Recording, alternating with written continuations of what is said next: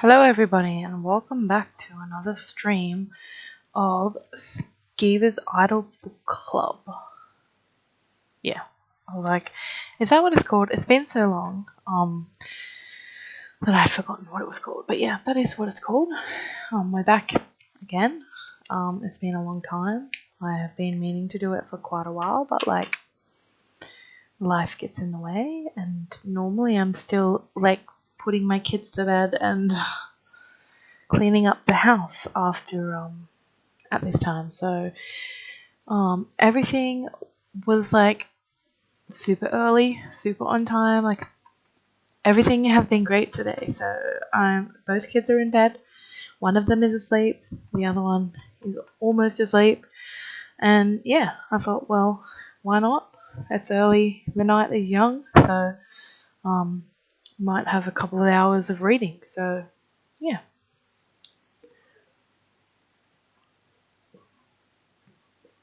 So I'll just do this frenzy and I'll buy a few things and then I'll do some reading. I think from memory I've been doing 2 chapters at a time. So we will do that again. We're up to chapter 18, so we'll see how far along. We're halfway through. So we'll see how far along we get tonight. So reading does take a lot out of you, so it does, as I say, take a lot out of me. So we'll just go as far as I can, and either from tired or from voice, then we'll stop. So we'll at least do a few chapters. Thank you to Novak who resubscribed during Sharky's stream last week, and thank you to everybody who has been watching this on YouTube. Sharky informs me that someone has watched the entirety of my videos on YouTube the last month or so. So yeah, I really appreciate that, and yeah, we'll just quickly do this frenzy. Normally, like after a frenzy, it's like just a random amount of cookies. I feel like I'm already so thirsty. It's like overcast and rainy, but it's like so muggy because it hasn't actually really rained. Like it's supposed to be like really stormy like this evening, but so far it hasn't rained much at all. We were supposed to go to a Christmas party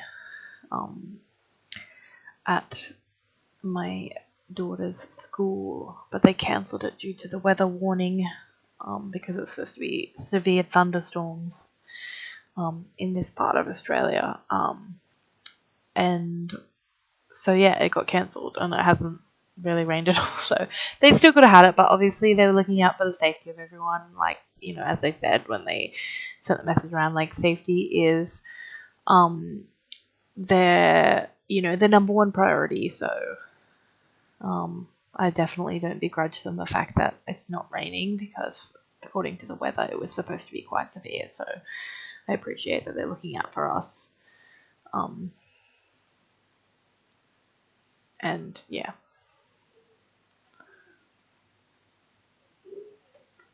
Alright.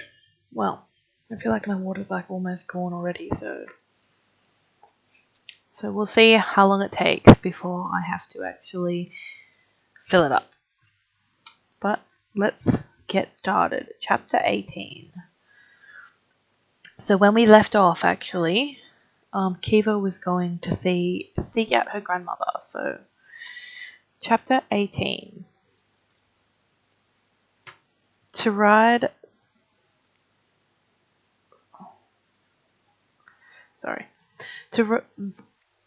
The ride to Blackwater Bog was quicker than Kiva had anticipated. Perhaps 20 minutes once she'd left the city's walls and nudged her horse into an easy canter.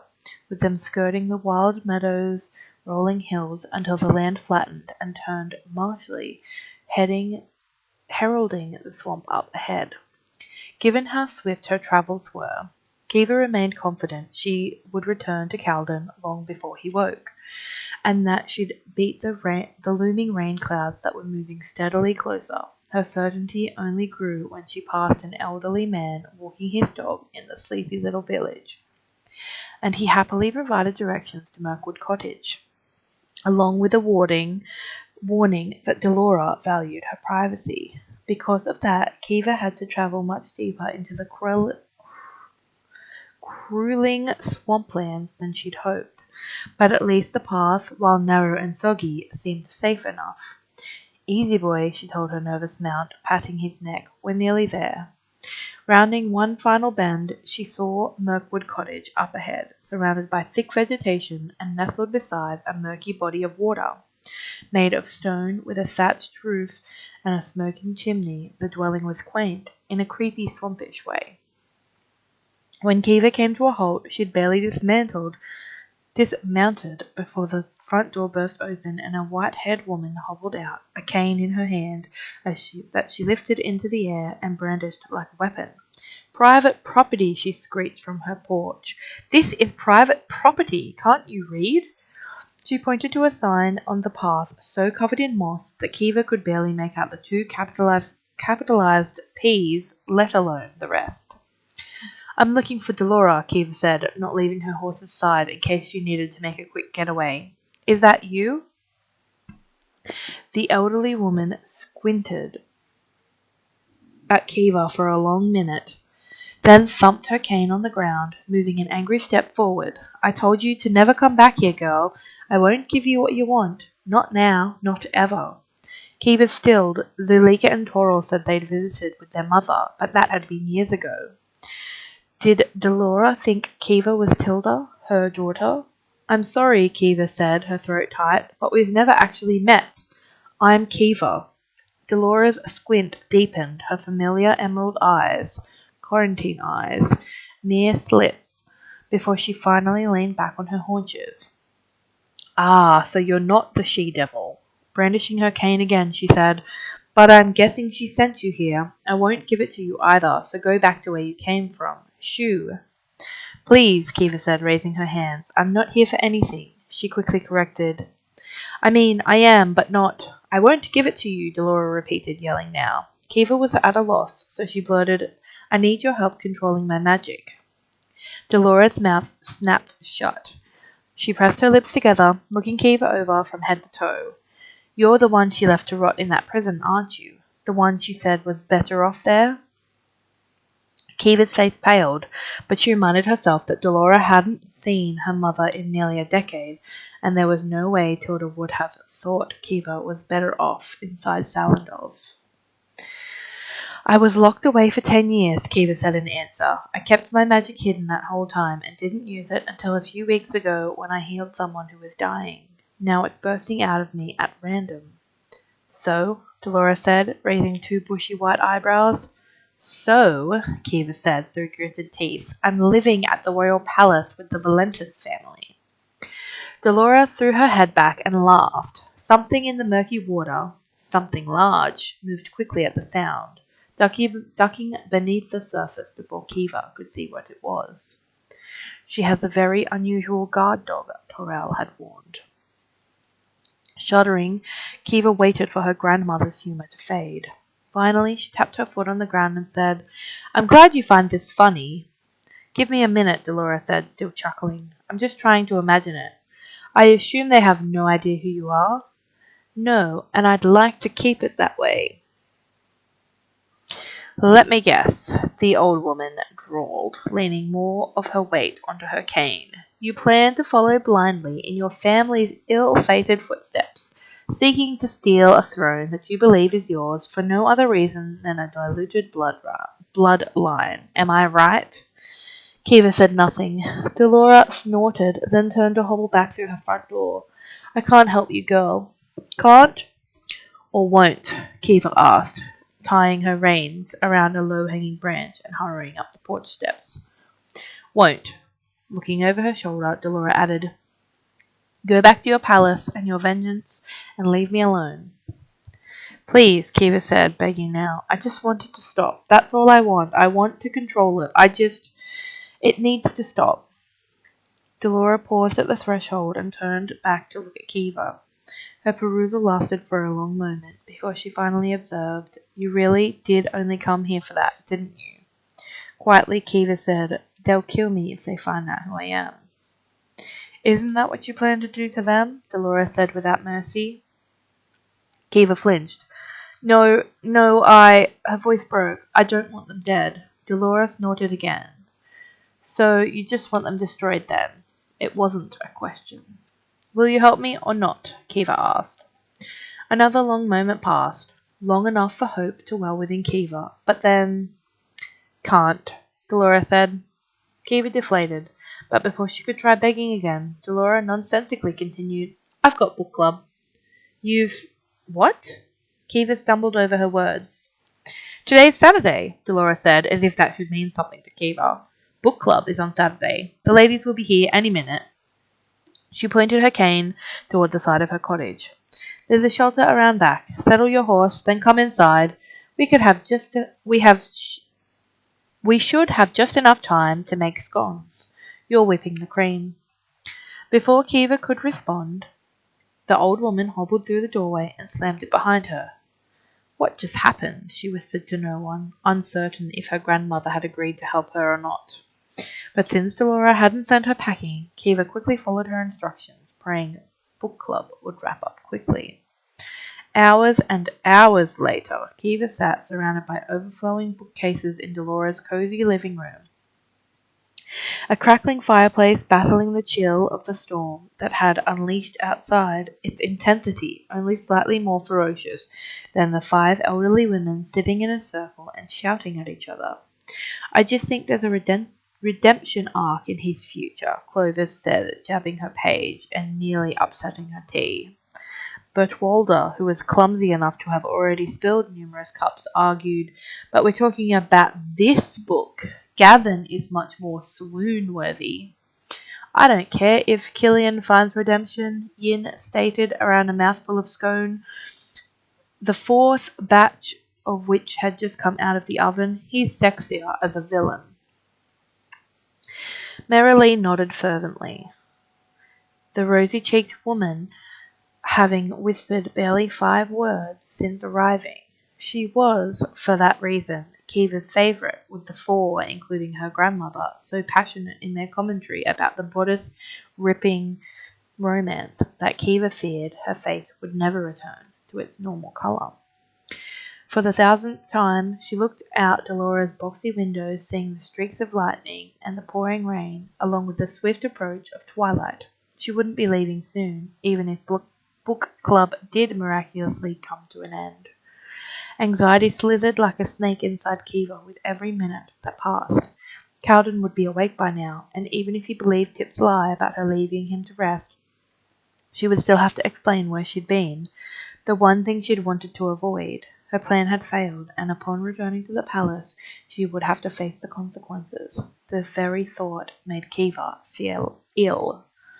Another hour and another batch of scones later, the storm began to pass, the rain a mere drizzle outside, but night had well and truly fallen. As desperate as Kiva was to return to Valenia, she still needed her grandmother's aid, and so she waited impatiently as Delora's 4 friends finally began to pack up their things. "I say you give her what she wants, Deli," Clovis declared, out of the blue, rising slowly with the aid of her wooden walking frame. "She seems like a good egg." Delora sniffed. What she wants and what she needs are 2 different things. Kiva stilled, realizing they were talking about her. Over the course of the day, she'd left the room only a handful of times, mostly to whip up more scones at her grandmother's command. Delora must have used one of those opportunities to fill her friends in, and given how they were all now peering at Kiva, they clearly knew she had magic and wanted to stop it. Did that mean they knew who she was, who Delora was, whose bloodline they both shared? Being Torvin's descendant doesn't automatically make her evil. You turned out all right, Bert Wilder said kindly, patting Dolora's wrinkly hand. Well, that answered that question. Though Kiva didn't understand why she'd associated Torvin with evil. He'd spent his life healing people. They'd loved him so much that Serana had grown jealous enough to try and kill him, her own husband, forcing him to abandon the throne and flee to safety. If anyone was evil, it was Serana, not Torvin. I turned out all right because I put all that behind me, Delora told her friends. She is related to the she-devil who wants only one thing. The present tense pulled at Kiva's heart, reminding her that she still had to tell her grandmother that Tilda was dead. But she's not her, Yin said, transferring the leftover scones into her fabric bag. All she wants is help controlling her magic, not using it to hurt people. So she says, Delora said gruffly, sparing an angry look at Kiva. But she wouldn't be the first quarantine to lie. We've made an art out of it. I swear, Kiva jumped in to defend herself. That's all I came here for, nothing else. Delora waved a disbelieving hand. Bah!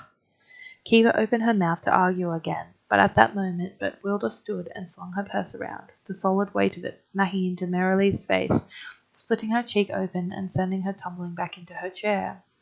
At the sight of gushing blood, Kiva moved to inspect the cut, but her magic, simmering all day along with her impatience, had finally had enough of being stifled. It exploded out of her, stronger and brighter than ever before, and this time she didn't try to repress it. These women already knew her secret, so she might as well help to stun Marilee, even if it would leave her feeling drained for her ride home. Focusing on the power at her fingertips, Kiva urged her magic to seal the wound, gently coaxing it as she'd started to learn as a child. Magic is your friend, her father had shared when her mother refused to teach her. Treat it kindly, and it will return the favor. Kiva hadn't been treating her magic kindly, stuffing it away for so long. No wonder it was angry. Silence fell in the cottage. When Kiva stepped back, the cut was gone, as if it had never existed. Did you mean to heal her? Was that deliberate? Delora demanded, after Marilee whispered her quiet gratitude. Kiva shook her head. Her grandmother sighed and scrubbed her weathered face. Before she set her features and turned to her friends, take care on the path. Mr. Chomps likes to poke about in the land after a storm, and you know he startles easily. The image of the large creature that had ducked beneath the water returned to Kiva's mind, and she shuddered all over again. That beastie's already taken a chunk out of me, Clovis said, pulling up her skirt to reveal an aged scar. He's not getting another taste. He's friendly enough if you leave him alone, Delora said without sympathy. Now go home before it starts raining again. Kiva didn't know what alarmed her more, that 4 very old women, one who had a walker, were about to make their way through the swamp in the dark while there was a carnivorous beast poking about, or that she herself would be making the same trek soon. The 4 friends, however, were unconcerned and merely said their goodbyes, disappearing into the night. Delora turned to Kiva and loosed a long, resigned breath before approaching the nearest bookcase and pulling out a black-spined book entitled 1001 Pies and Pastries. The cover opened to reveal a hollowed middle inside which rested a single dagger. Aside from the clear gemstone embedded into the hilt, it was unremarkable. And yet Delora watched Kiva with intense focus as she removed the weapon from its hiding place. Kiva only assumed the blade was Torvin's former dagger, the family heirloom. Tilda had tried to retrieve without success. Since Kiva didn't want the door slammed in her face, she was careful to act as if she didn't know what it was, and simply asked, "Are you planning on stabbing me? Because that's what it's going to take to get me to leave without your help." The tension left Delora's shoulders, as if she'd feared Kiva would leap forward and wrestle the blade from her. But the dagger held no value to Kiva, and she was careful to keep from looking at it for too long, lest Delora think any differently. "Come with me," the old woman ordered, hobbling from the room. Warily, Kiva followed her grandmother into the cramped kitchen. Splashes of flour dusted the bench from her last baking attempt, But Delora ignored the mess and shuffled forward toward a set of mounted shelves that contained an array of rare plant cuttings, including fresh specimens in jars of water. Struggling not to ask questions, Kiva watched Delora pull leaves, stems, and flowers from her collection, laying them out on a chopping board before lining up the dagger's edge. Just before she made her first cut, she slitted her eyes at Kiva and demanded, "Turn around." Kiva balked, not wanting her back towards someone holding a lethal weapon. "Sorry? Turn around," Delora repeated, making circling motions with the blade. "It's a secret recipe." "But Kiva clenched her teeth against her protest, seeing the unyielding look on the woman's face. "If you want my help, turn around. Otherwise, you're on your own." With that ultimatum, Kiva spun from her grandmother, calling her every foul name she could think of under her breath. "I'm old, but I'm not deaf," Delora said. Remarkably, there was a hint of humour in her voice. Kiva listened as the steady chopping sounds began, recalling what her brother had said about Delora being an apothecary. "My guess is that she's spitting on our ancestors by using that dagger as her work blade." Torel had been right. Instead of using any of her standard kitchen knives, Delora had chosen Torvin's blade as her apothecary dagger, the weapon that was a symbol of their reign, as his heirs. Kiva shook her head, marvelling at the woman's nerve. "All done," Delora declared a few minutes later, and Kiva whirled to find the chopping board empty and a small stoppered vial resting beside the dagger. Delora plucked up the offering, rolling it between her fingers. "You said you want your magic gone. Did you mean forever?" "My magic is a part of me, like an arm or a leg." Jaren's words came back to Kiva as she considered her grandmother's question. While her present circumstances meant her power was more a burden than a blessing, the idea of never being able to access her magic again made her feel cold all over. Even if she'd forced it away for a decade, it had always been there, ready to come forth at her command. If it disappeared forever, "No," she replied. "I just want to be able to control it, to stop these magic bursts from happening. I just need time." When she no longer had to hide her magic, there was so much good she could do with it, so many people she could help, following in Torvin's footsteps. Delora didn't look pleased with Kiva's answer, but she still handed over the vial. "This will dampen your magic, lulling it to sleep. Take one mouthful now, and then one every morning with breakfast." Kiva unstoppered the vial and gave it a whiff, recognizing hints of tillyflower, silver wheat, garrow, and murk moss. She had also seen Tumimin and hogweed on the bench before her grandmother had made her turn around. She didn't, however, reveal her rudimentary knowledge of potions, instead saying, "There's barely enough here for 3 days." "That's because it's not a permanent solution," Delora said. "And even if it was, I don't have enough ingredients on hand for me to make more." Kiva looked at her in panic. "Then what am I supposed to—" "Come back on Tuesday and I'll try to have some more waiting for you," Delora said. "You have enough to last you until that night. You'll be fine." Kiva wasn't as confident, especially given what she would face upon her return to the palace. She might never be allowed out again.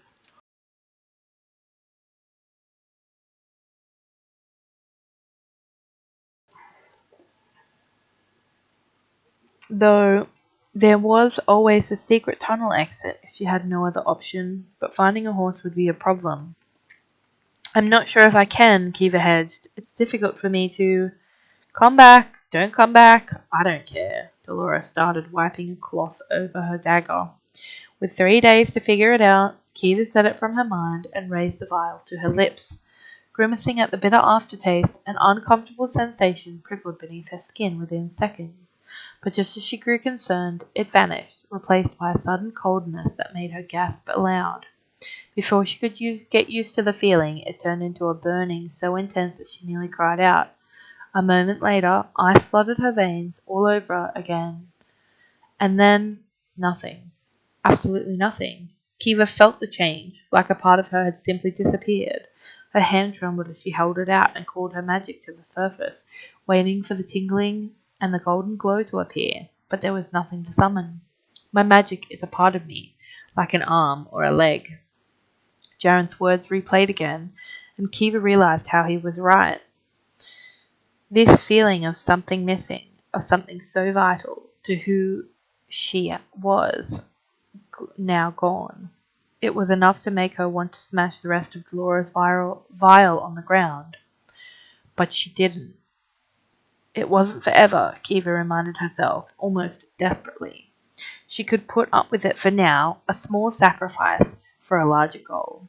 Breathing deeply as she admitted to the strange hollow feeling inside her, Kiva looked to her grandmother and asked, "Is this what you take to stop your magic?"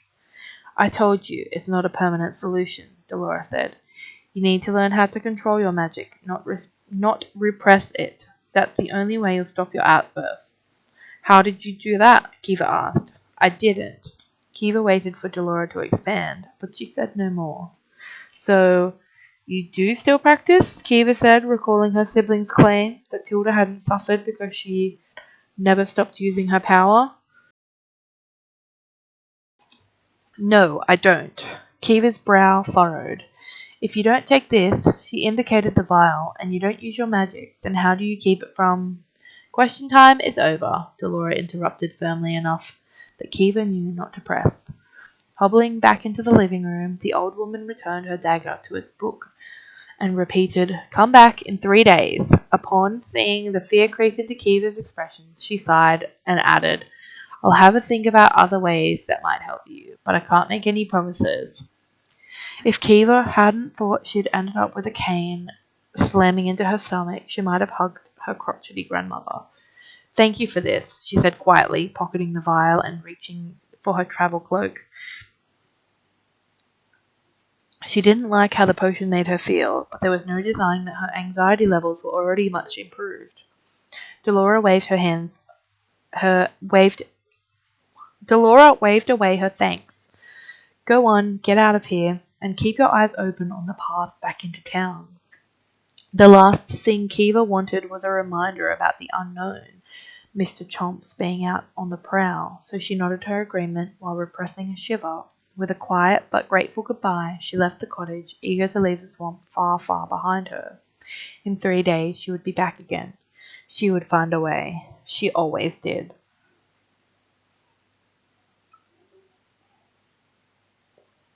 Chapter 19. The skies opened up again when Kiva was halfway back to Valenia, leaving her a shivering, sopping mess by the time she rode to the palace gates. With an affectionate pat to her mud-flecked horse, she left him in the hands of the royal grooms, before sloshing her way up the darkened gravel toward the palace. Painfully aware of how late it was, Kiva braced as she dripped water up the red-carpeted staircases, certain she'd find Calden waiting in her suite, ready to unleash his fury. What she hadn't anticipated was that Jaren would have returned in time to witness it.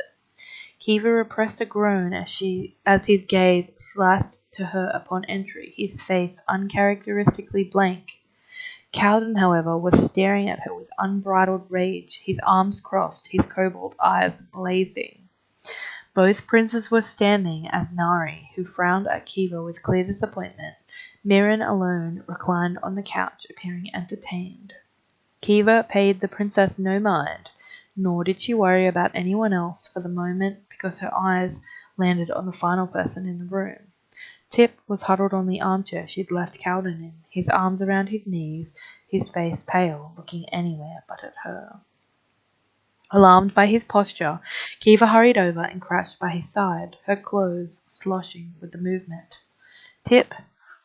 He didn't respond, and her concern only grew, until finally he looked at her, his lip wobbling as he whispered, "I'm sorry. You were gone for so long and everyone was so worried. I had to tell them." Kiva closed her eyes with resignation. All of the excuses she'd come up with on her ride back, now useless. Even so, she cupped his cheek with her ice-cold hand and said, "It's all right. I don't blame you." Rising again, she turned to face the others. No one spoke, as if waiting for her to make the first move. But when she continued to just look at them, Cowden finally snapped, pointing a finger at her face and demanding, "Where the hell have you been?" You were abducted barely a week ago," he interrupted loudly.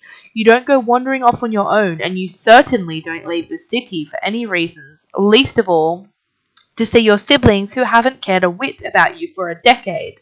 Gosh, Kiva, I thought you were smarter than that.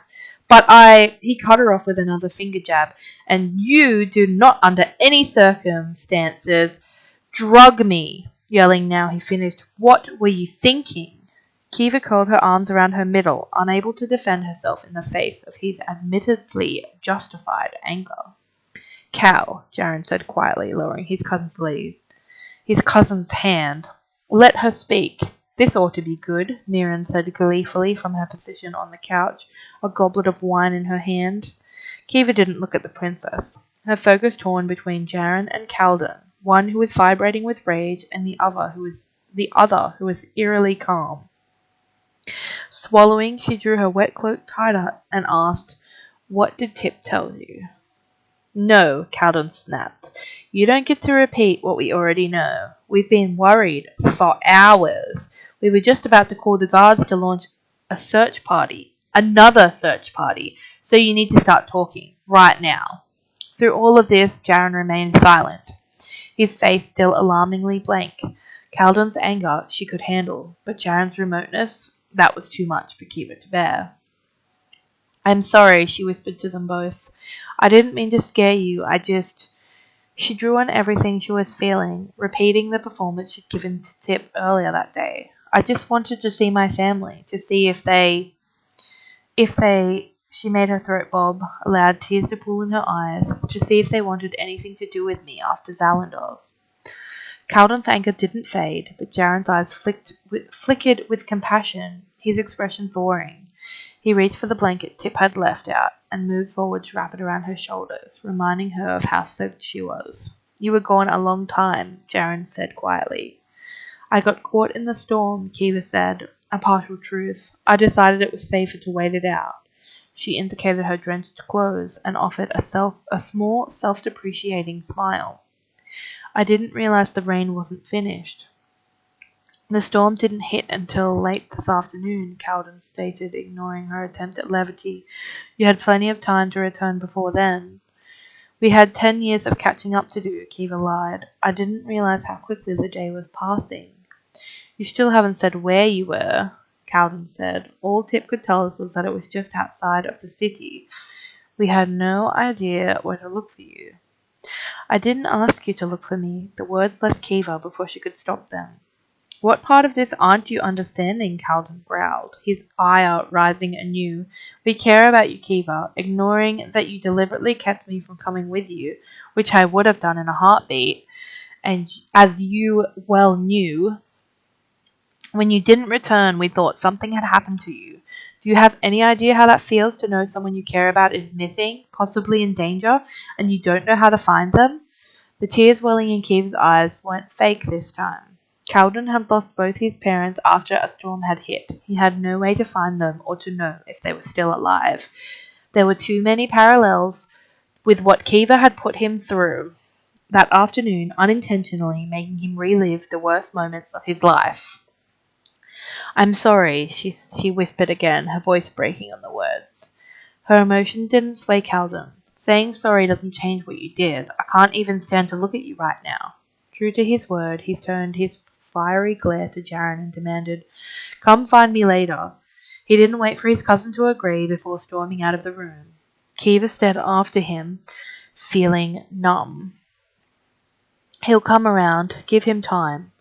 Turning slowly, Kiva faced Jaren again, the breath leaving her when she found his expression no longer closed, but flooded with everything he'd felt while she'd been gone. Fear, dread, desperation, and relief. So much relief that she was safe. Her knees wobbled at the knowledge of how much power she held over him, and at the knowledge of how much, with a single look, he held over her.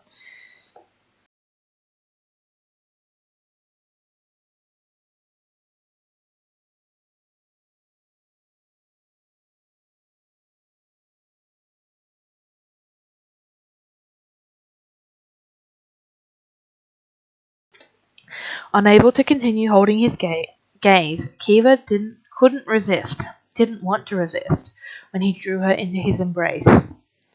I won't tell you not to do it again, he whispered. I won't trap you here, but please, it would mean a lot if you could tell someone where you were going next time. Kiva nodded against his chest, unable to lie to his face, his generous understanding prompting a sharp pain within her. This was the Jaren that she hated, because this was the Jaren that she... Kiva didn't finish the thought, refusing to admit how deeply she'd come to care for him. And it wasn't only Jaren. If her continued numbness was any indication, Calden had also clawed his way into her heart, if in a more platonic way. Try as she might, she couldn't stop replaying his parting glare and his quick, angry departure. Clearing her throat, Kiva stepped back from Jaren, longing to escape into her room and be done with the day. Is that it? Mirren asked incredulously from the couch. Aren't we all curious about how her reunion went? Miri, Jaren said quietly but firmly. If Kiva doesn't want to tell us, then she doesn't have to. I'd like to know. The words came from Nari, who until now had remained silent. One look revealed that she was still upset, having explicitly told Kiva to be smart, to be safe, neither of which she had been that day. Kiva, said Tip's hesitant voice, will you tell us, please, what happened with your family? Jaren's open expression said the choice was hers, but after what she'd put them through, Kiva felt compelled to answer. It went well, she said. We ate scones and drank tea and talked for hours. Now she was mixing her stories. If she wasn't careful, she would be caught in one of her many tangled lies. Your brother and sister, right? Jaren probed. That's what Tip told us. Yes, Zulika and Toril. Kiva only felt safe sharing their names, because the Royal Council hadn't yet been able to identify the Viper and the Jackal, and Tor had confirmed they'd kept their identities secret so they could move freely around the kingdom. And where, pray tell, did you meet these siblings of yours? Mirren asked, peering at Kiva over her wine. Since Toril and Zulika were safely hidden deep in the forest, she offered another partial truth by saying, Oak Hollow. Nari made a startled sound. You rode to Oak Hollow on your own? Do you know how many people get lost in these woods? I didn't go into the woods, Kiva said, continuing to lie. She almost wished she'd admitted to visiting her grandmother in Blackwater Bog right from the beginning, but then she recalled that at least 4 elderly residents now knew her secret. If someone were to travel to the swamp and ask questions... No, it was safer for Kiva to continue talking about her siblings, both of whom would be much harder to locate.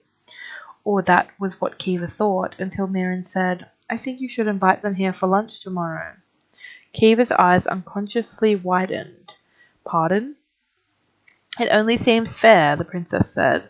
You've gotten to know our family. We should get to know yours. Kiva tried to think up an excuse, but her mind was blanking. That's settled then, Mirren said, rising elegantly. Send them a missive. I'll have the kitchen staff prepare something delicious. We'll make an event of it. No, please, I don't. Kiva tried. Mirren waved her now empty goblet. I'm kidding. We'll keep it informal. No need to look so panicked, Kiva. It'll be fun. Fun was the last word Kiva thought it would be, but Mirren sashayed out the door before she could protest. They might not be able to make it on such short notice, Kiva said weakly to Jaren and Nari. Tip alone looked excited by the idea of meeting her siblings, his vibrancy returning now that he knew she wasn't in any serious trouble. All you can do is ask, Nari said, gesturing to the small desk in the corner of the sitting room. Write your note and I'll have the royal courier deliver it tonight. Feeling pressured, Kiva moved toward the desk, her mind screaming that this was a bad idea. But with no valid reason to object, she reluctantly took a seat and pulled out a fresh sheet of parchment, frustratingly aware that Nari moving closer as she began to write. Dearest brother and sister, it was so wonderful to be reunited today. Thank you for welcoming me into your home in Oak Hollow and for offering comfort when I struggled to control everything I was feeling. I'm confident the coming days will be better. In return for your kindness, I wish to invite you to lunch at the River Palace tomorrow. Please reply at your earliest convenience, but I will understand if you are unable to attend. With love, Kiva. All done? Nari asked shamelessly, reading over her shoulder. Kiva nodded, hoping the near rambling words were innocent enough to avoid suspicion, but also that her siblings would note the hidden details she'd offered, including that she'd found a way to repress her magic and how they needed to turn down her invitation. Jaren approached, and Kiva braced herself for his perusal of her message, but he only gave it a passing glance before saying, "You're not using your code." Kiva stilled. "Sorry? The note you sent your family when we left Salendorf was written in a code," Jaren said. "I figured it was a sibling thing." "You're right," Kiva said, her voice rough.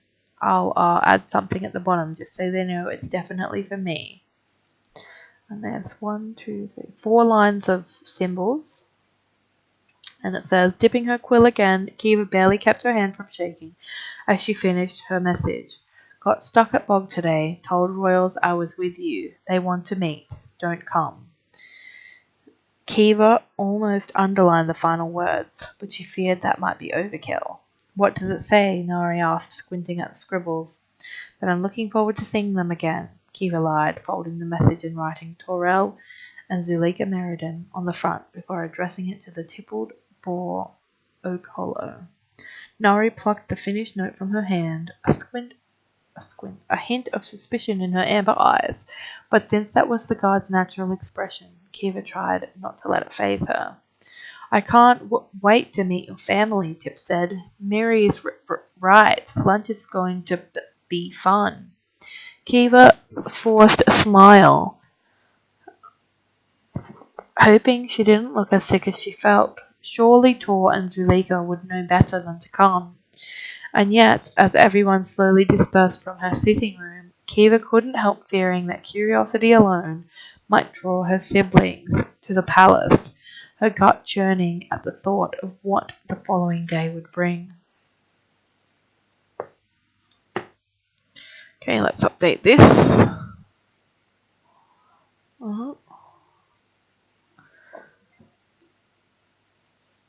So we just read 19. The pages we just read was 237. Oh, frenzy! That was like good timing.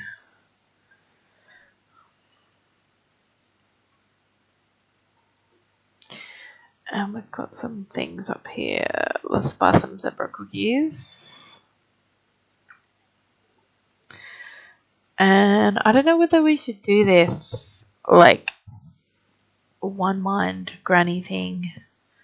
Like, Sharky says to do it, but I don't know, I'm sort of scared. So, and there's like nobody watching, so I can't even ask people in the comments. So maybe I'm asking you, like my viewers on YouTube that have been watching. Let me know in the comments. Like I won't do it this time. Sharky's done up my water bottle way too hard. There we go. I won't do it this stream, but let me know in the comments on YouTube whether or not I should go down this path of the one mind grannies. So let me know.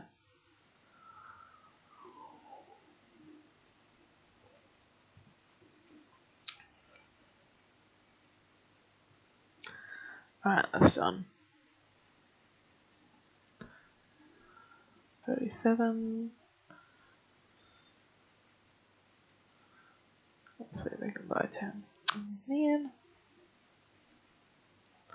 There we go. Achievement unlocked. Quirky quarks.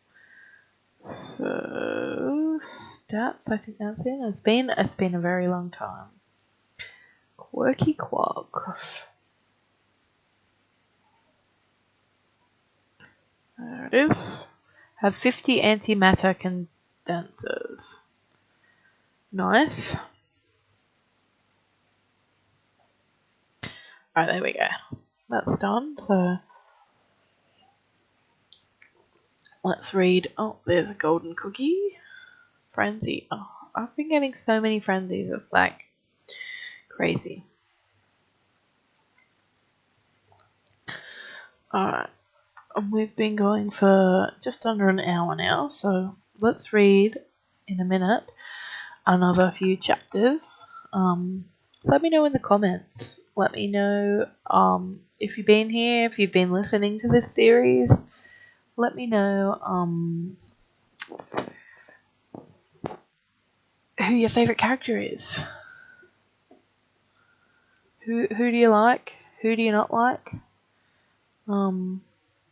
Yeah, let me know. I'd love to know. So you let me know who your favourite character is. My favourite character is Calvin.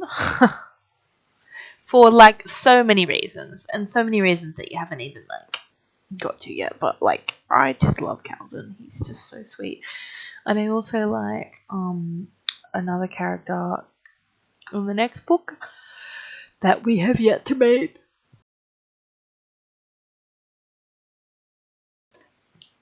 Sorry about that yawn.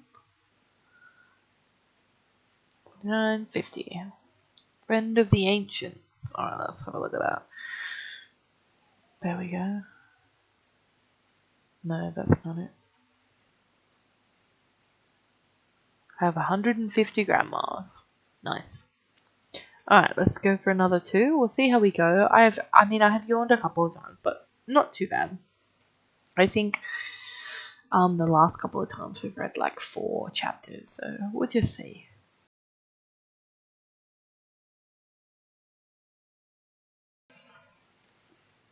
Chapter 20. That night, when Kiva settled into bed, numerous worries battled for her attention. More than anything else, she couldn't get Calden's furious face out of her mind. She'd never seen him that angry, not even when she'd stabbed him. She had to go to him, she realized, pushing back her blankets. She had to at least try to make things better. It was the only way she'd be able to soothe her twisting insides. The problem was, Calden didn't sleep in the palace. He slept in the barracks. Unable to just don a dressing gown and wander down the hall to his room, Kiva had to find a dry cloak and fasten it over her pajamas, tucking her long silk pants inside a fresh pair of boots. Her dark nightcloth clothes were barely visible beneath her cloak, but she was careful to clasp the front tightly as she left her room and ventured downstairs and out into the night. With the storm having cleared, there was a bite to the air that had Kiva moving swiftly along the path toward the brightly lit barracks. It was late enough that Calden should be somewhere in the sleeping quarters, which, if she recalled correctly,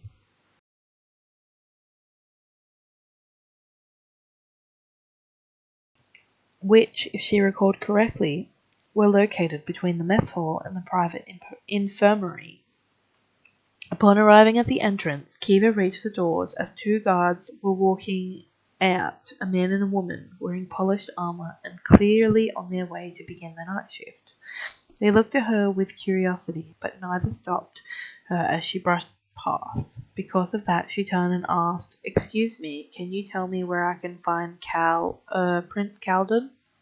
The female guard arched an eyebrow. Kiva cursed inwardly, realizing how her presence there, in the middle of the night, could be construed. She tightened her fingers around her cloak and kept her head high, willing the blush away from her cheeks. The male guard, someone Kiva recognized from the training yard, didn't bat an eyelash, so she hoped that meant he'd keep his companion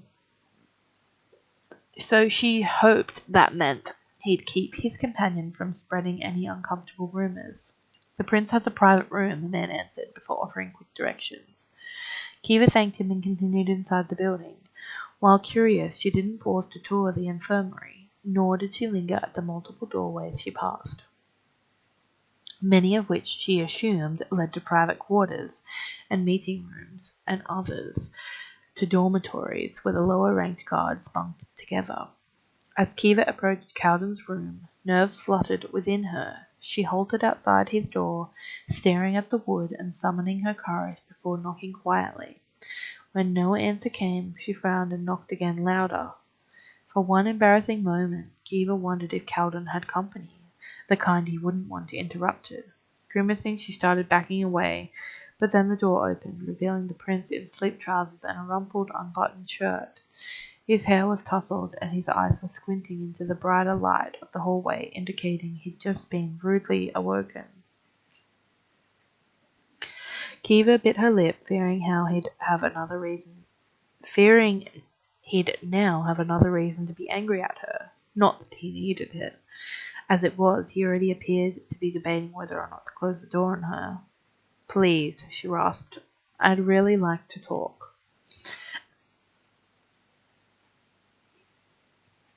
Cowden's lips pressed into a thin line, but he moved to the side, allowing her entry.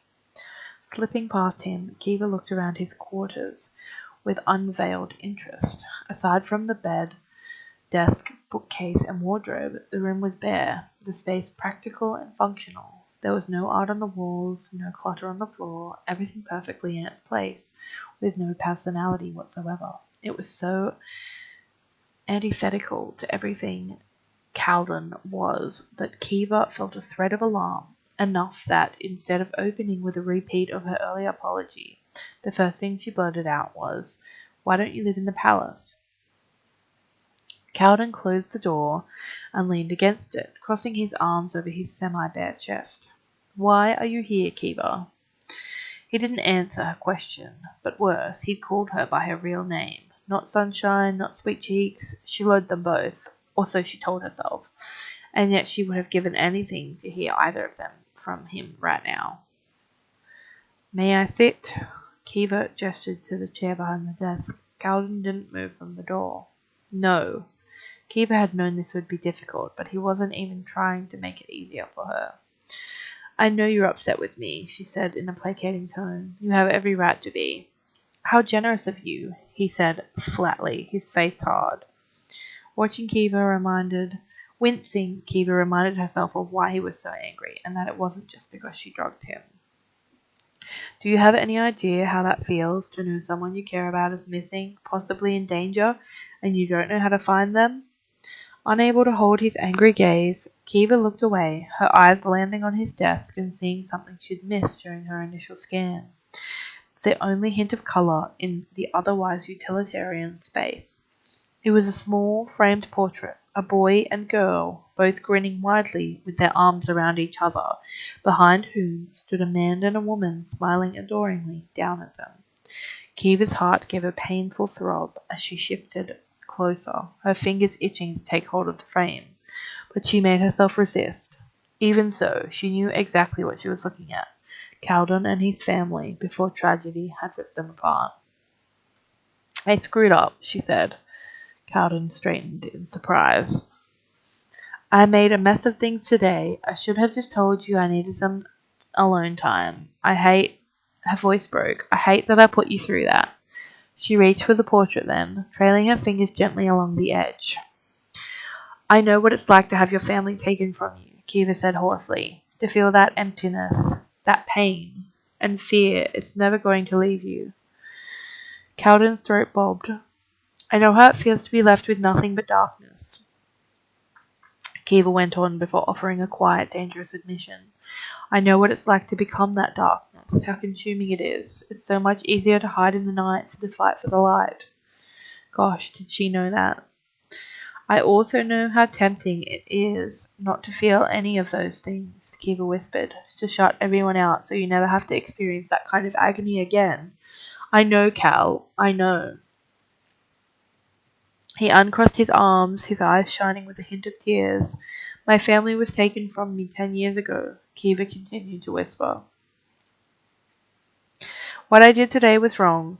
But can you really tell me that if you were given the choice, you wouldn't do whatever it took to be reunited with your parents again?" It was a low blow, using his own heartache against him, but nothing Kiva had said was a lie. Not this time. "I truly am sorry," Kiva said quietly. "More than you'll ever know." Calden's jaw was clenched tight, but as he looked at Kiva and saw the genuine remorse on her face. He finally loosened it and sighed loudly before ordering, "Get over here." Kiva hesitated, worried that he was about to throw her out. But then Cowden was moving toward her, his strides long and swift, until suddenly he was drawing her startled body into his arms. "Don't you ever scare me like that again, do you hear me?" he whispered into her ear. He pulled back to hold her eyes, adding much more firmly, "And if you ever drug me again, I'll throw you into the dungeon for a week, maybe more. Is that clear?" Kiva nodded, stunned by his embrace, by his forgiveness. "You're right, you screwed up today," Cowden went on. "But you're also right that if ever there was a reason to act foolishly as you did, then at least it should be for family." He stepped back, putting some space between them, while still remaining close. "Jaren came and told me everything I missed. I hope your siblings come tomorrow, if only so we can see they're worth all the fuss you caused today." Kiva's insides tumbled at the reminder. "Are they?" She blinked at the two almost snapped words. "Are they what?" "Are they worth it?" Cowden asked, his face serious. "You risked a lot to reunite with them, but despite that you came back to us afterwards. You're staying with us, not them. That says something." As Zuleika had said over a week earlier, Kiva could hardly spy on the royals from inside the rebel camp, and yet she considered Cowden's words, wondering where she would choose to live if it were up to her. She knew the answer immediately, panic hitting her as she realized how comfortable she was at the palace, not because of how lavish it was, but because of who she shared it with. Everworld, help her.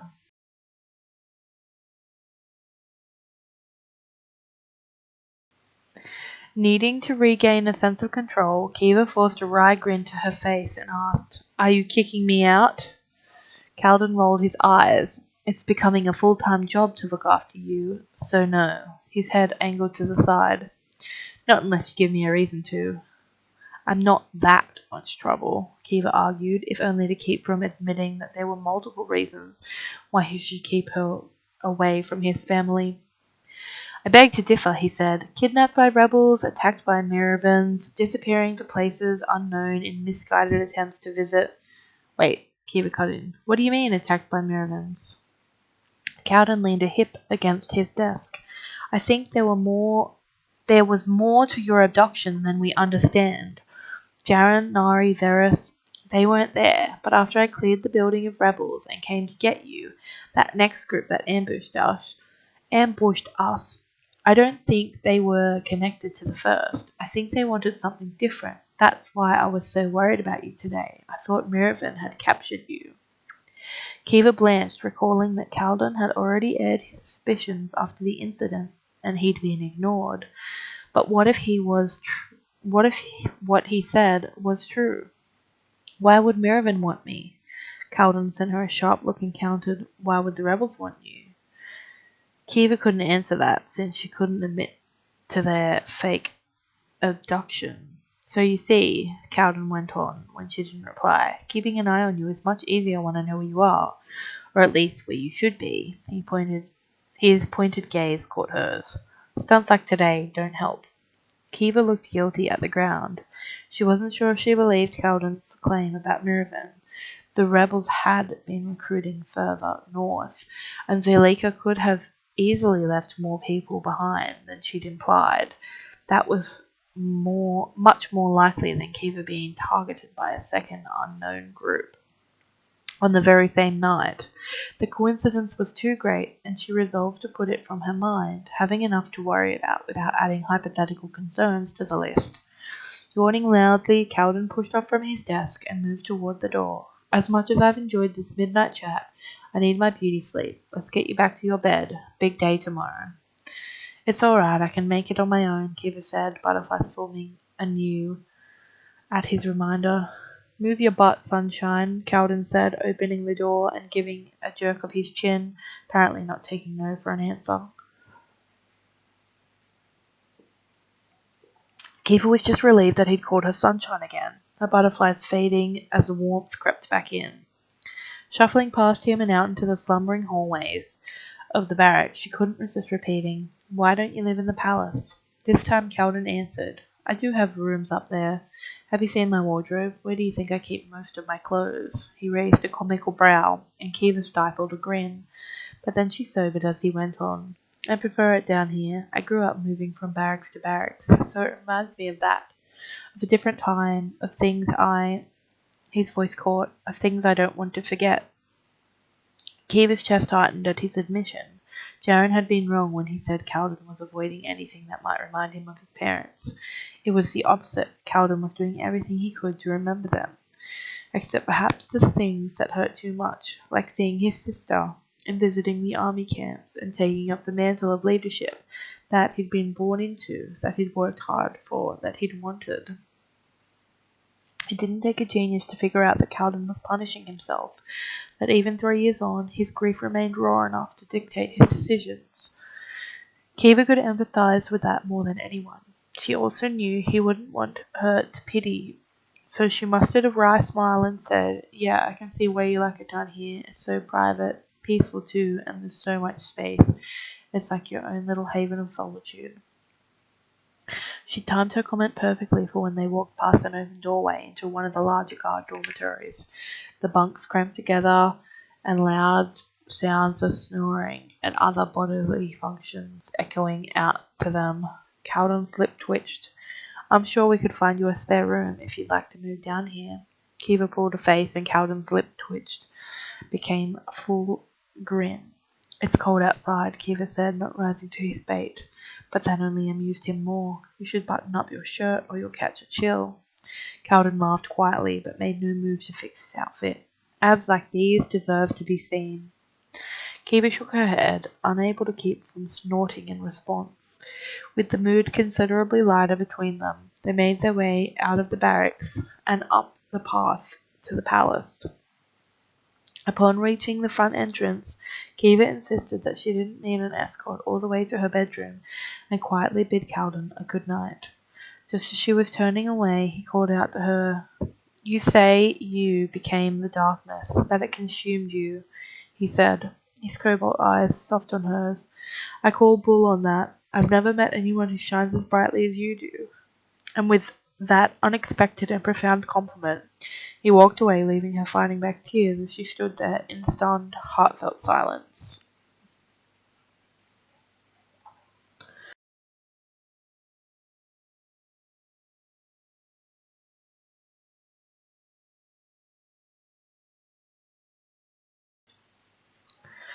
Kiva was still reeling from Calden's parting words as she made her way through the palace toward her bedroom. Everything that had happened that day had finally caught up with her, making her feel tired enough to sleep, but her plans of falling swiftly into bed vanished when she spotted a shadowy figure dressed all in black, and moving quickly, disappearing around the next corner. She knew those shoulders. She would recognize them anywhere. The figure was Jaren. But why was he sneaking around in his own palace? "Do you really think Adrian would have given me that information, knowing what I'd do with it?" Kiva groaned. Of course Jaren would choose tonight of all nights to investigate the secret rebel meeting place, if that was indeed what he was doing. Either way, Kiva's curiosity was too great to ignore. Wishing she'd changed out of her pajamas before visiting Calden, Kiva pulled her cloak tighter and hurried after the prince, careful to keep a generous distance between them. Down he travelled floor after floor until he reached the ground and then went lower, into the tunnels. Jan wasn't taking any chances, Kiva realized as she followed him under the river and toward the western palace, both of them diligently keeping to the shadows. He didn't intend for anyone to see him leaving the grounds, because he was heading to the hidden escape passage. Kiva's pulse sped up when he disappeared through the door leading off the main thoroughfare. She couldn't trail directly after him if she didn't give him time to move further down the tunnel. She'd be discovered. It was agony. She felt exposed, shifting nervously from foot to foot. But it was the middle of the night, and the underground network was eerily deserted. No one knew she was there. No one knew Jaren was there. Nari was going to kill him when she found out. If she found out. Kiva mentally corrected. When she judged enough time had passed, Kiva opened the door quietly and slipped through. She rushed down the numerous steps into the low-lit passage, only stopping once she reached the fork in the path. Listening intently, she tried to hear how far ahead Jaren might be. If he'd slowed down, she could collide with him in the pitch-black tunnel. But if he'd sped up, she might lose him. She had to be able to see where he went upon leaving through the grate. If he disappeared into the city, she'd never be able to find him. Kiva decided against waiting too long and tore off down the right tunnel, the darkness stealing her sight. In the distance she heard the telltale sign of a scraping metal, her heart pounding as she realized Jaren was nearly above ground, and she was too far away. Throwing caution to the wind, she sprinted blindly forward until the barest hint of moonlight touched her vision, colouring the tunnel a midnight blue. She skidded to a halt and approached more carefully, finding the staircase only a few steps ahead.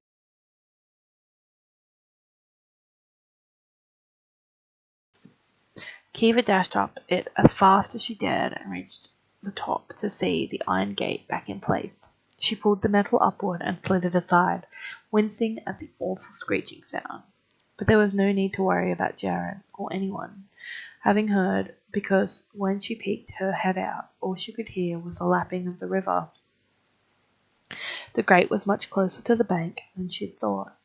Kiva took a second to get her bearings, noting the fortified palace walls behind her and the Seren to her right, with nothing but a slice of darkened parkland between her and the nearest city streets. There were no gilded fences indicating she was at the rear of the palace, but she must have been around the corner from the guarded gate she and Calden had used the night of her abduction. Not a single person was in sight, except for Jaren, blending into the shadows as he'd hurried through the trees across the park. Hauling herself out of the grate, Kiva sprinted after him, diligently following as he sped along the street that hugged the river past luxurious waterfront apartments and guild halls, commerce chambers, and merchant warehouses. The buildings were lit merrily from within, but the path was dark enough to keep them hidden from any wandering eyes. On and on they continued, soon reaching one of the more run-down neighborhoods that bled into the docks, the area so close to slums as Valenia had. They were only at the edge of it, though still near enough to the wealthier inner city streets that Kiva didn't feel like she was going to be mugged and left for dead. As she trailed after Jaren, she began to wonder if she'd made a mistake in leaving the palace. Even if he was chasing Adrian's lead, Zulika had promised to forewarn the city-based rebels. Jaren wouldn't find anything or anyone that he shouldn't. That meant there was no point to following him. But still, Kiva couldn't help herself, especially when she saw him turn down an alley and pause in front of a shadowy building, looking quickly over his shoulder before ducking through a doorway. Kiva's eyebrows shot toward her hairline as she approached the scarlet door, the sounds of loud music and raucous laughter coming from within, echoing out into the otherwise silent alley. But it wasn't only music and laughter she heard. There were also low sounds that would only come from a red house, one of Valenia's renowned brothels. Heat touched Kiva's cheek as she wondered if she'd been wrong about Jaren's purpose in leaving the palace. But no, Calden perhaps might have visited a red house, but Jaren didn't strike Kiva as the kind to seek pleasure from strangers. This had to be the address Adrian had given him. Bracing for what she was about to walk into, Kiva raised her hood before opening the door and stepping inside. The pungent scent of incense burned her nose as her eyes adjusted to the crimson-hued interior. The luminium lights covered in scarlet cloths and casting red shadows across every visible surface. The parlour was crowded with people, some cloaked and disguised, others already in various states of undress. Some were standing, some reclined on lush wine-coloured furniture, others were dancing to the loud, sensual music. Wispy sheets fell from the ceiling as if to offer a sense of privacy, but the fabric was sheer enough to see through, straight out of a voyeur's dream. Kiva made her way deeper into the room, keeping her face hidden as she searched for Jaren. There were enough patrons that it took her 2 full scans before she spotted him, talking to a heavy-set woman who was pointing toward the corner of the Crimson Parlor. His cloaked head dipped in thanks before he set out in that direction. Kiva tried to see what was over there, but there were too many writhing bodies and wispy sheets distorting her view. She edged closer, ignoring the arms reaching out to her as she passed by, the whispered invitations that she quietly declined. Glazed eyes and 2 relaxed smiles flooded her vision everywhere she looked, sweat dotting skin despite the coolness of the air, glittery golden powder on lips, noses, fingers, angel dust. Other drugs too, perhaps, even a Red House cocktail available only to its patrons. Kiva shook her head and waded through the crowd, her view finally clearing enough to watch Jaren approach the far corner. Seated there was a small group of people, none of whom seemed the slightest bit interested in what was happening all around them. No, Kiva thought, catching her breath. Zuleika was meant to have told the city rebels to find a new meeting place, to not meet at all, anything that would keep them from discovery. Jaren was no fool. If he'd infiltrated Zalendorf, he could surely convince a small group of rebels that he was one of them. Kiva had to warn them, or maybe warn him. Because as another dancing couple shifted out of her way and another wispy sheet rippled with movement, Kiva could see what she'd missed upon her first perusal. One of the figures was wearing a silver mask made of coiled serpents. The Viper was here. Zuleika was here. And from one breath to the next, she was on her feet, her sword slicing through the air toward the Crown Prince of Avalon. Bum, bum, bum. Well. Alright, let's just grab some more of these. Alright, that's about all we can afford right now. What's this next one up here? Chocolate light. Prisms are twice as effective. Twice as efficient. Bask into its coalescence, warning may cause very interesting, albeit deadly skin conditions. Well, there you go.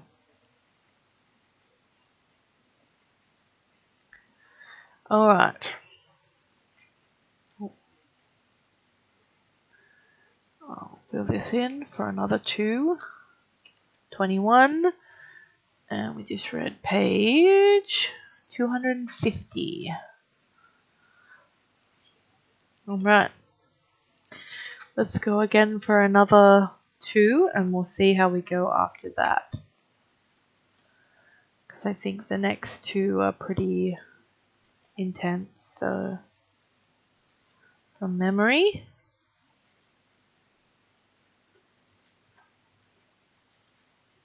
Alright, let's go. Chapter 22. Oh, hang on. I forgot to click back into my tab. Chapter 22. All the air expelled from Kiva's lungs as she watched the blade slash towards Jaren. No! She screamed, but only those nearest to her heard. The music too loud and the crowd too thick. She was too far away to do anything other than stare in horror at what was about to happen. Zuleika was fast, her sword streaming through the air, but Jaren was faster. Kiva didn't even see him draw his weapon, but instead of Zuleika slicing open his torso, there was a shriek of steel as their blades met, the sound loud enough to gather significantly more attention than Kiva's shout. Hazy-eyed patrons turned to watch as the rest of the rebels leapt to their feet, all of them unsheathing swords and rushing at Jaren. He was vastly outnumbered, and then he wasn't, because suddenly Nari was there, her hood flying back to reveal her ferocious expression as she appeared out of the shadows, her 2 swords blurring through the air. The Viper, Zuleika, immediately switched her focus to Nari, as if seeing the golden shield was the greater threat. The two of them spun violently around each other while Jaren fought the other rebels, defending not only himself but also the nearest civilians, who had begun to realize the danger and were scrambling away. Screams met Kiva's ears as they panicked, tripping over each other in their haste to get to safety. And those screams only grew when the front door crashed open and a contingent of armored royal guards burst into the Red House, led by Captain Varys. Even the most drug-addled of patrons sobered at the sight, those who were scantily clad reaching for their clothes, and those who were still disguised lowering their hoods further, Kiva included. She needed to leave right now. But before she could blend into the flow of bodies, she saw her sister notice the guards streaming her way. Zuleika gave a quick signal to someone out of sight, and then, in the space of a blink, all the lights went out. The screams of the patrons became ear-splitting, elbows and shoulders smacking into Kiva as they blindly rushed by her. It was only seconds before the aluminium was reignited. The room returned to its crimson shade, but Kiva already knew what she would see. Zuleika and the rebels were gone.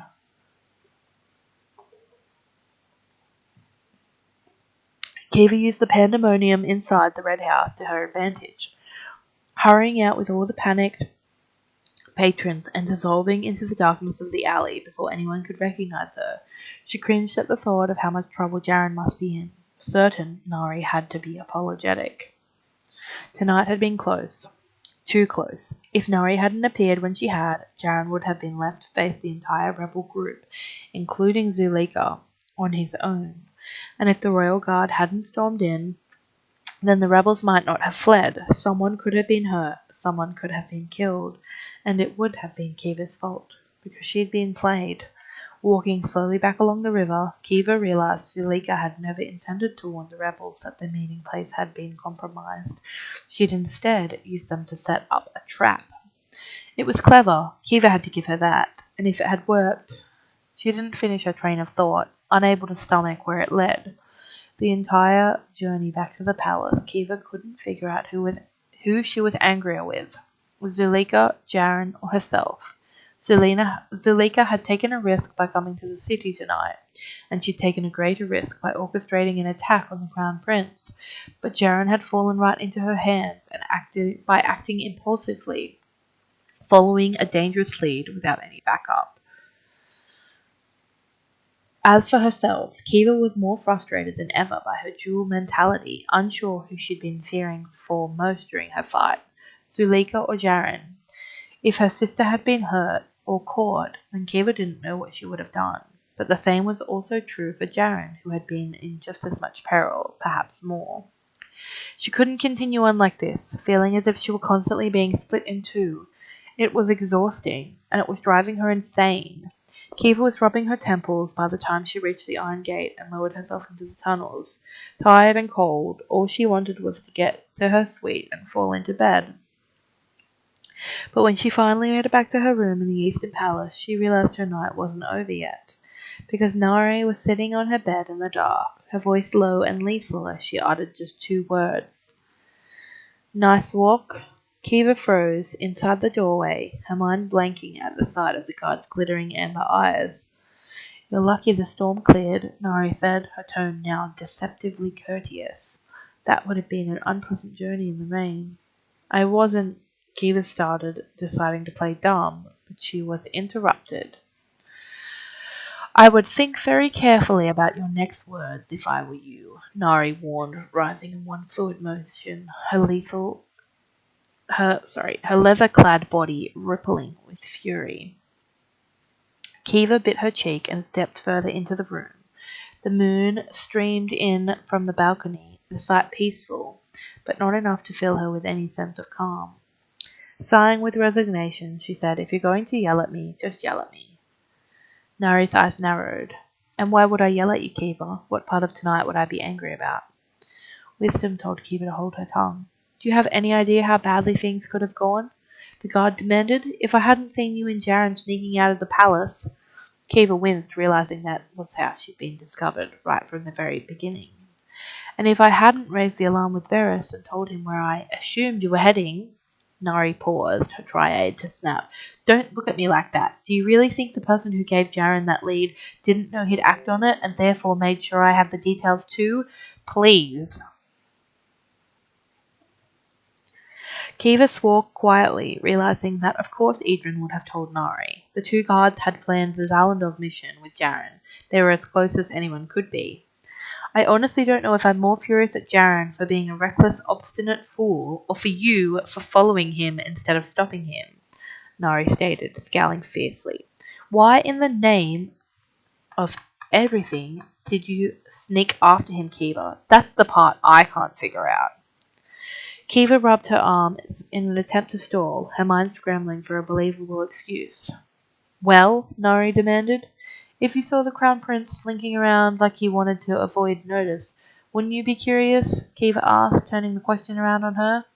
I wouldn't follow him halfway across the city. Kiva decided not to point out that Nari had done exactly that. Instead, she drew emotion into her voice and said, he hasn't been sleeping well ever since Zalandov. I was worried about him. Which one is it? Nari asked, evidently not buying it. You were worried or you were curious? Both, Kiva said, cursing her slow, tired mind. I followed him because I wanted to be there for him, if he needed me. I had no idea what we'd be walking into. And when you figured it out, you know, when there were swords and screaming, Nari said with clear sarcasm. You didn't think to reveal yourself and return to the palace with us? Kiva forced a contrite expression onto her face. I didn't want Jaren knowing I'd followed him. How would I explain that? How indeed? At that point, Kiva asked with genuine trepidation, Did you tell him? Nari asked. Nari stared at Kiva for a long moment, as if trying to gauge whether or not she was truly innocent.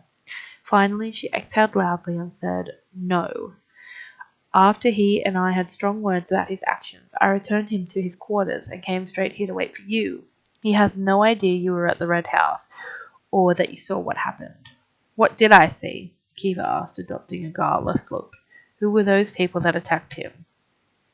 Nari moved back to Kiva's bed, patting the blanket beside her. Warily, Kiva perched on the edge, trying to hide how much tension she still felt. The lead Jaren was given suggested that the rebels have a secret meeting place in the city, Nari said. That's who he went looking for tonight. Kiva adopted a stunned look. Those were rebels? But wait, if Jaren knew, why did he risk going on his own? She should get a medal for her acting. Why does Jaren do anything? Nari said, running an aggravated glove through her cropped hair. He's trying to protect his people. The rebels have been quiet lately. He wanted to know why, and if they plan to stay that way. He didn't think he'd get answers by storming in with reinforcements. By the looks of it, he didn't get answers anyway, Kiva noted, still playing along. It was almost like they knew to expect him, Nari murmured, frowning. The Viper is never in the city. She shouldn't have been here at all, and yet she didn't seem surprised to see Jaren. She jumped him before he'd uttered a single word. Kiva had to be careful now. The Viper? She asked, trying to make her voice sound normal. Was that the one in the mask? Nari nodded, her face darkening. She's a rebel leader, perhaps the leader, now the queen is gone. The guard looked down at her hand, flexing her fingers. She and I go way back. A horrible feeling suddenly twisted within Kiva as she watched Nari staring at her hand. At her prosthetic hand. Did she... Kiva couldn't even get the question out. It happened 3 years ago around when the rebels started to become a real problem, Nari said, still looking down at her fingers, unaware of the dread now filling Kiva. I was 18 and had only arrived in Avalon after sneaking onto Varys' ship. By that time he believed in me, more than anyone, but I had a lot to prove, mostly to myself. I wasn't Jaren's personal guard then, but I was part of a group who travelled with him to some of the inland villages, hit the hardest by the rebels. He wanted to see for himself, to check on his people and assist with the rebuilding. Nari's gaze turned inward as she continued her story.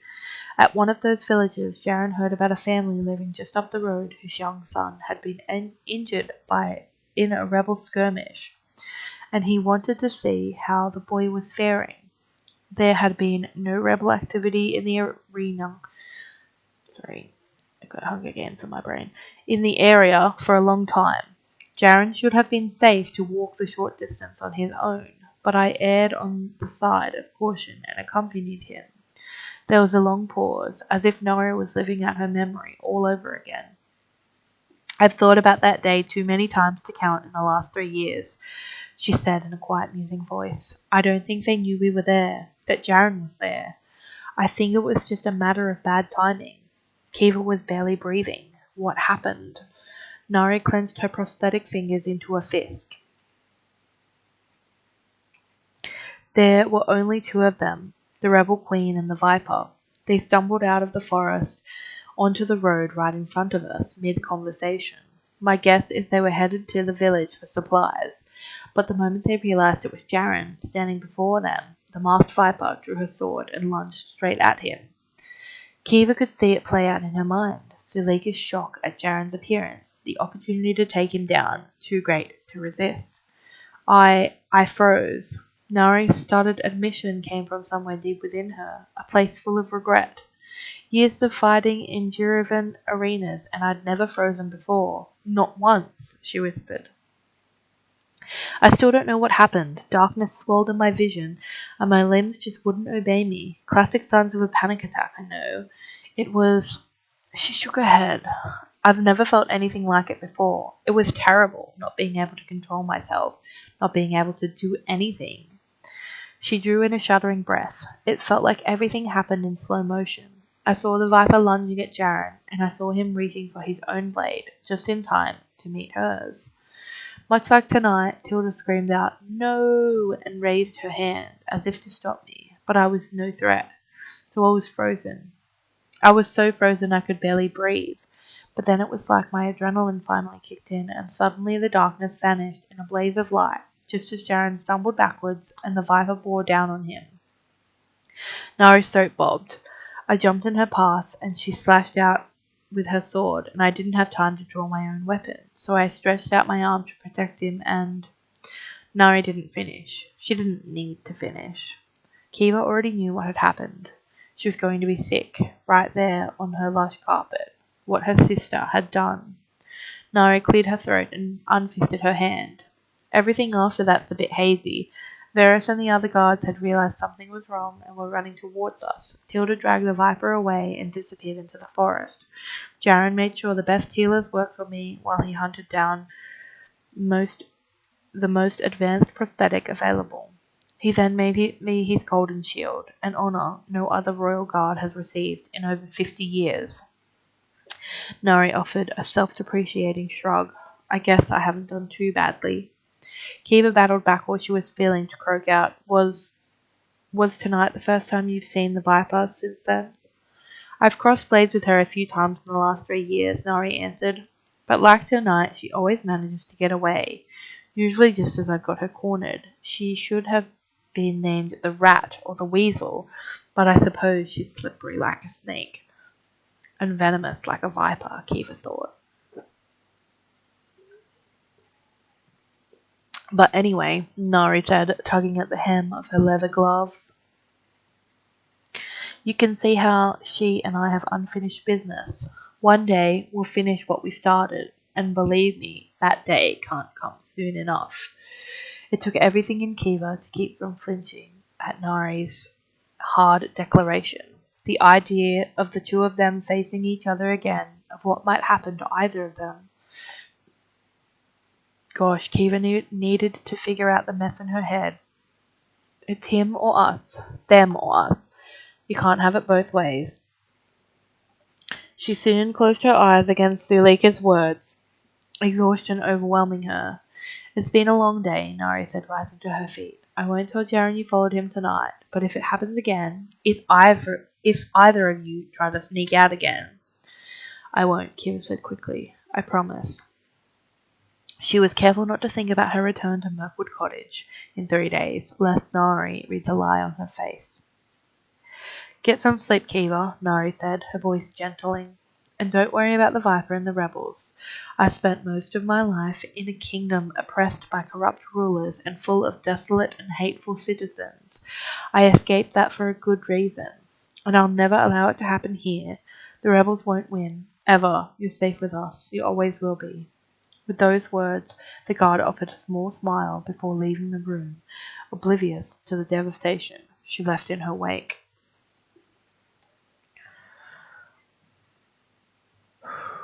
Let's quickly buy a couple of these.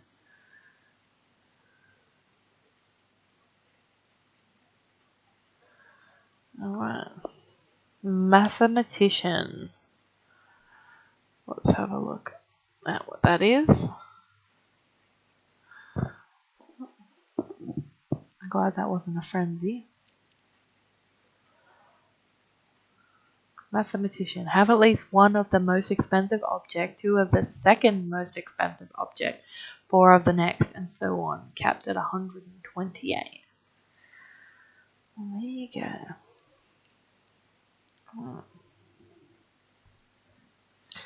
Let me just fill these in. 23. And we're up to page 259. Right, 60% of the way through. So we'll just read 2 more chapters and then we'll finish the stream for the night, I think. Hold on, I'm just trying to think about what happens in the next 2. So I don't necessarily want to leave it on a cliffhanger, but because I don't know when I will be seeing it again.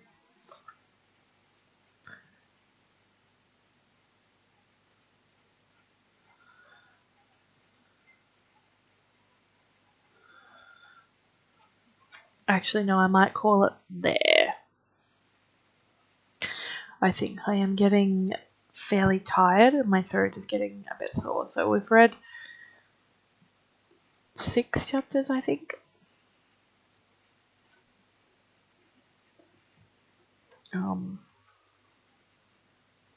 Yeah, I think. Oh, hang on. I need to do 22. We're up to chapter 23, aren't we? Yeah, so we did 22. Alright, well, I will call it there. We're still 60% of the way through. And hopefully maybe next Tuesday again or some other time.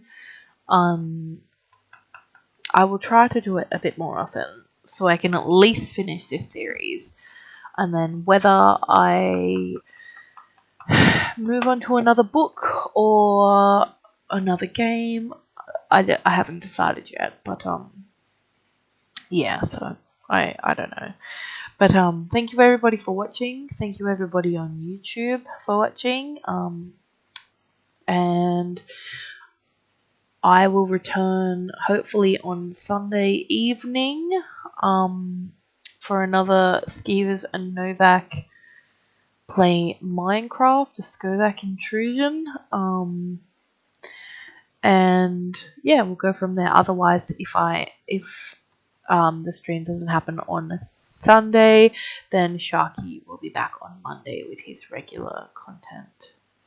Oh, no, I don't think Sharky will be there on Monday. But anyway, we'll work that out. Because I think, yeah, we have other plans on Monday. So anyway, thank you everybody for joining me. And we'll see you in the next stream. Bye-bye.